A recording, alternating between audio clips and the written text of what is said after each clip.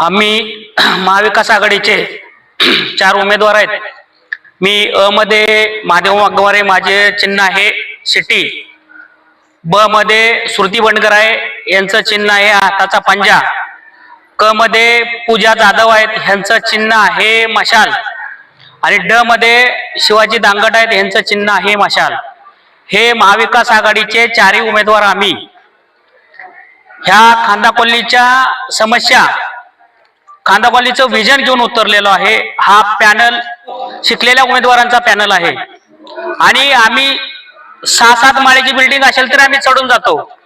भाजपच्या नगरसेवकाला पायरीत चढा येत नाही, ते पायऱ्यात चढत नाहीत, पहिल्या माळ्यावर पण जात नाहीत। जर त्यांना जनतेचे पायरी चढा येत नाही तर ते खांदा कॉलनीची विकासाची पायरी कशी ते चढतील, ही शंका आहे। आम्ही घराघरात जर जेव्हा प्रचाराला जातो तेव्हा लोक प्रश्न विचारतात की गेल्या 30 वर्षात भाजी मार्केट का बांधलं गेलं नाही, गेल्या 30 वर्षात मच्छी मार्केट का बांधलं गेलं नाही, असं विचारते। आमच्या मुलांना खेळायला क्रीडांगण ठेवली नाही यांनी क्रीडांगण सगळी विकून टाकली। म्हणजे खांदा कॉलनीचे रस्ते काँक्रिटीकरणासाठी नाहीयेत। महत्वाचा तुमचा दुहेरी मालमत्ता करायचा, ह्या भाजपच्या नगरसेवकांनी जो ह्या पनवेलकर खांदा कॉलनी करावर जो पहिल्या 5 वर्षात जो दुहेरी कर लावला, त्या दुहेरी कराच्या ठरावावर यांच्या सह्या आहेत। तर नागरिकांनी ह्यांना प्रश्न विचारतायत की तुम्ही 5 वर्ष आम्हाला दुहेरी कर लागला, त्याचं काय?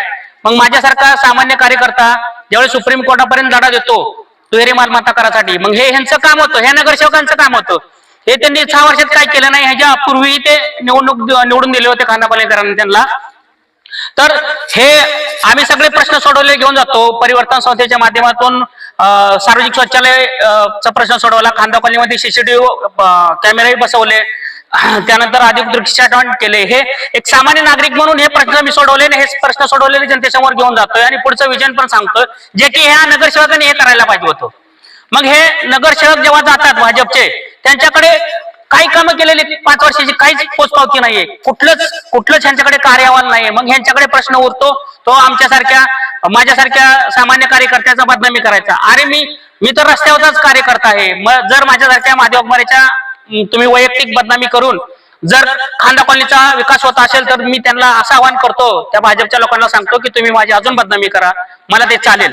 आज तुम्ही बघा महाविकास आघाडीचे हे आमचे 4 उमेदवार आहेत, अतिशय आणि आम्हाला चांगला प्रतिसाद मिळतोय खांदा कॉलनीतून। घराघरात आम्हाला बोलवलं जातंय, अगदी चांगल्या प्रमाणे प्रश्न विचारले जात आहेत, आम्ही त्याची उत्तर देतोय। आम्ही पुढे काय करणार सांगतो, काय प्रश्न सोडवले सांगतोय। हे खांदा कॉलनीचे प्रश्न आहेत आणि खांदा कॉलनीकर खरंच ह्या निवडणुकीमध्ये महाविकास आघाडीचा पॅनल विजयी करतील असं म्हणून मला वाटतंय।